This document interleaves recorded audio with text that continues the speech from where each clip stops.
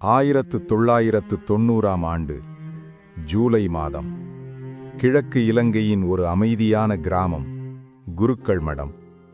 அந்த நாள் சாதாரண நாளாகத்தான் ஆரம்பித்தது.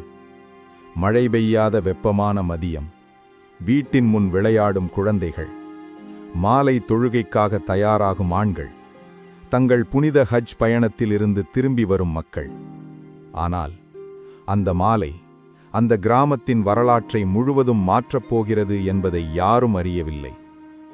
ஒரு பேருந்து, அதில் இருந்தவர்கள் புனித பயணத்தை முடித்து வீட்டிற்கு திரும்பும் நிர்பாவமான மனிதர்கள், அவர்களுடன் சாதாரண பயணிகளும். அந்த பேருந்து திடீரென நிறுத்தப்பட்டது. ஆயுதங்களுடன் வந்தவர்கள். அவர்கள் கண்களில் கருணை இல்லை, அவர்கள் குரலில் தயக்கமில்லை. கீழே இறங்குங்கள். அந்த ஒரு வார்த்தை ஒரு முழு சமூகத்தின் உயிரை நடுங்க வைத்தது. சிலரை அவர்கள் விடுவித்தனர். போங்கள், நடந்ததை எல்லாருக்கும் சொல்லுங்கள். அது ஒரு எச்சரிக்கை, ஒரு பயத்தின் விதை. மீதமிருந்தவர்கள், அவர்கள் அங்கேயே நின்றனர். இதயம் துடித்தது, உயிர் கையில் இருந்தது.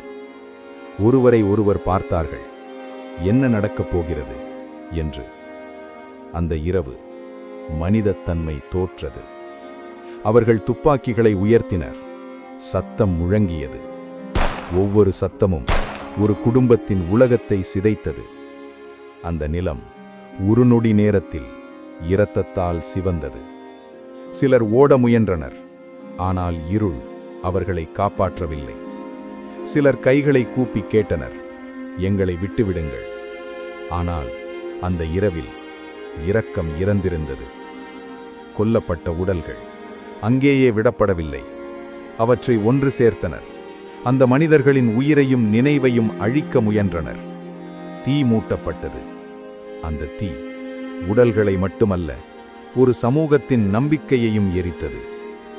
அடுத்த நாள் காலை அந்த கிராமம் அமைதியாக இருந்தது. ஆனால் அது அமைதி அல்ல, அது ஒரு துயரத்தின் அமைதி. அம்மாக்கள் அழுதார்கள், மனைவிகள் காத்திருந்தார்கள், அவர் திரும்பி வருவார் என்று. ஆனால் அவர்கள் திரும்பி வரவில்லை.